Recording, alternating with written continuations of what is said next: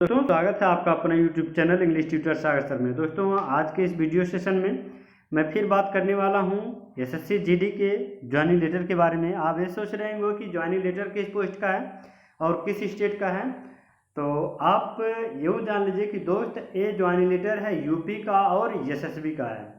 दोस्तों जैसा एसएसबी का ज्वाइनिंग लेटर 12 तारीख को रिलीज हुआ और बुल्क में रिलीज हुआ, मतलब काफ़ी ज़िले में एक ही साथ कई कैंडिडेट को भेज दिया गया है। तो ये जो भी समय लग रहा है पोस्ट ऑफिस से आने में समय लग रहा है, कुछ कैंडिडेट हैं जिनको ज्वाइनिंग लेटर नहीं मिला, उनके दोस्त का मिला तो परेशान हैं। इनका भी है, मेरे बहुत ही क्लोज फ्रेंड हैं, मेरे दोस्त हैं, जिगरी दोस्त हैं। इनका अभी कल ही मेरे पास फ़ोन किए कि यार मेरे एक पार्टनर का आया लेकिन मेरा नहीं आया, मैं क्या करूं। तो मैंने इनको कहा कि भैया परेशान ना हो, 1-2 दिन इंतज़ार कर लो, आज आ गया। और एक चीज़ और मैं बता दूं, अब तक जितना भी मैं प्रेडिकेशन किया हूँ एक भी प्रेडिकेशन गलत नहीं हुआ है। मैं 15 तारीख यानी मार्च सेकेंड वीक कहा था एसएसबी का ज्वाइनिंग लेटर, जो कैंडिडेट जुड़े हैं उनको पता भी होगा कि मैंने क्या कहा था, और मार्च सेकेंड वीक तक ज्वाइनिंग लेटर आ ही गया। तो इसमें ज्वाइनिंग लेटर आ जाने के साथ साथ दोस्तों एक समस्या भी आ गया है, क्योंकि इसका जो प्रोसेस है काफ़ी लंबा है। ये आपके पुराने सर्टिफिकेट जो हैं ये सारा सर्टिफिकेट इसमें शो कर रहा है। तो क्या क्या है इसमें, आपको डॉक्यूमेंट में एक फॉर्म फिलअप करना होगा और कुछ फॉर्मेट ऐसे हैं जो आपको बहुत ही सावधानी से भरना होगा। तो आप जल्दबाजी में कोई भी फॉर्मेट भरने की कोशिश मत करिएगा जब तक कि उसके बारे में अच्छे से जानकारी आप ना ले लीजिएगा। तो जो भी समझ में नहीं आता है आप उस पेज का, उस टॉपिक का आप क्लिक करके मेरे टेलीग्राम ग्रुप में सेंड कर दें, मैं क्लियर कर दूंगा कि क्या दिक्कत है, क्या करना है।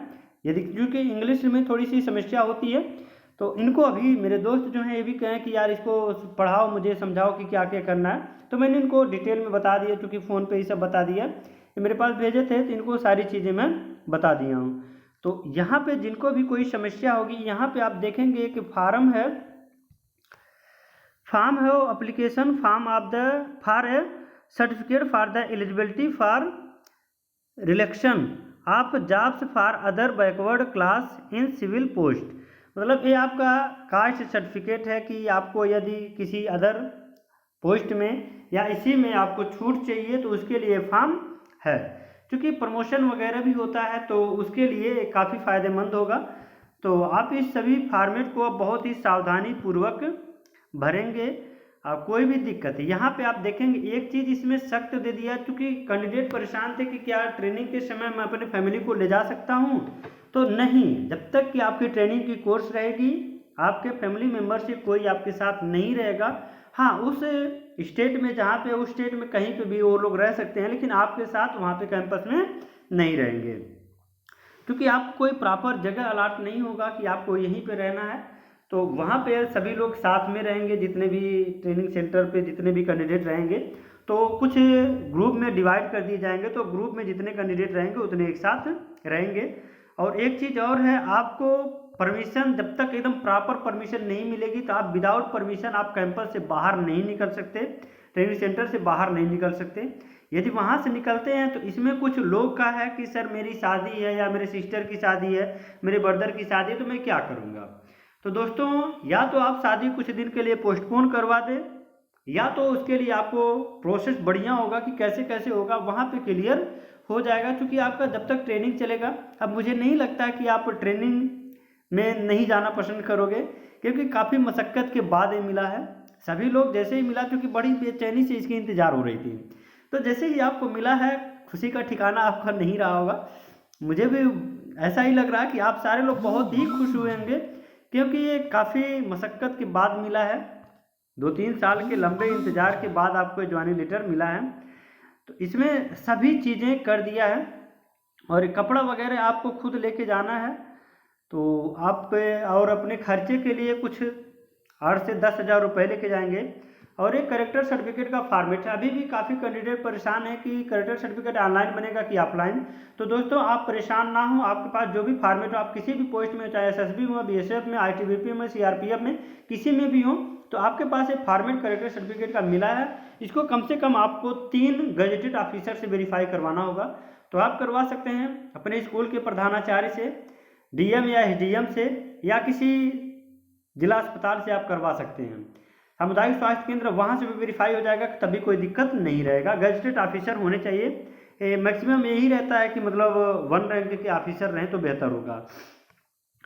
और इनका जो ज्वाइनिंग लेटर आया है 12 तारीख को वहाँ से रिलीज हुआ है, लेकिन इनको 18 तारीख यानी आज जाके मिला है, और 20 तारीख को इनका रिपोर्टिंग डेट है। और ये रेगुलर, अभी मुझसे सुबह बात हुआ, बोले कि भाई मैं तो जाऊंगा पोस्ट ऑफिस पता करूंगा कि हो सकता है आ गया नहीं रखा हो, तो आप भी ऐसा कर सकते हैं कि आप मान लीजिए डाकिया नहीं लाता है, समय लग जाता है, तो आप खुद पोस्ट ऑफिस आपके नज़दीक हो तो 1-2 बार वहाँ पे संपर्क कर लें।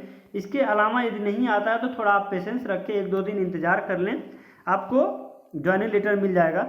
ये आइडेंटिफिकेशन सर्टिफिकेट है, तो आइडेंटिफिकेशन सर्टिफिकेट आपको यहाँ पे दे दिया कि क्या क्या भरना है, किसे किसे साइन करवानी है, सारी चीज़ें इसमें है, ठीक है। कई लोगों से इसमें आपको साइन करवाना होगा, तो सभी चीज़ें यहाँ पे आप सावधानी पूर्वक फिलअप करेंगे और ऐसा कोई गलती नहीं करेंगे जिससे कोई दिक्कत हो। आप यहाँ पे फैमिली वाले में देख सकते हैं, family permission will not be allowed to the trainees during the entire course. जब तक कि आपकी ट्रेनिंग चलेगी आपके फैमिली को कोई भी अलाउ नहीं होगा कि वो आपके साथ रहे। डिसिप्लिन के लिए all trainees course participant has to maintain high standard of discipline during the course period. If any found indulged in the any indisciplined activity during training period, he will be returned to his unit immediately। यदि आप अनुशासनहीनता करते हैं, अनुशासन का अवहेलना करते हैं, तो आपको तुरंत वहाँ से निकाल दिया जाएगा और आप कुछ भी नहीं कर सकते, क्योंकि वहाँ पे जब आपको मेंशन कर दिया कि आप इसमें सभी मेरे जो भी शर्त हैं उसको आप मानेंगे, तो यदि इसके अलावा वो करते हैं तो आप कुछ में नहीं कर सकते हैं। पे अलाउंस है, the pay allowances is to be claimed by the parent unit of training, ठीक है। और पे अलाउंस होगा जो यूनिट आपको ट्रेनिंग करवा रहा है उसी के अकॉर्डिंग होगा। Out pass, no training are allowed to go out of the training centre campus without proper permission pass out. या तो आपके पास आउट पास हो या तो फिर आपके पास कोई प्रॉपर परमिशन हो, तभी आप ट्रेनिंग सेंटर से बाहर निकल सकते हैं, अदरवाइज आप नहीं निकलेंगे। इंपॉर्टेंट डॉक्यूमेंट में है following documents, certificate only signed by a gazetted officer will be in possession of the trainees detail of on course, offer of appointment letter, उसके बाद original copy of all document as mention in the offer of appointment, 10 numbers passport size photo, आपके 10 photo होने चाहिए, और आपका सारा certificate जो भी आपके पास है, चाहे एडिशनल हो चाहे एजुकेशनल हो, सभी आपके पास ओरिजिनल होने चाहिए। साथ ही साथ एक एक कॉपी सभी का जीरोक्स होना चाहिए। और कपड़े आपके जो ठंडी या गर्मी में जो भी कपड़े पहनने वाले होते हैं आप उसको लेके जाएंगे।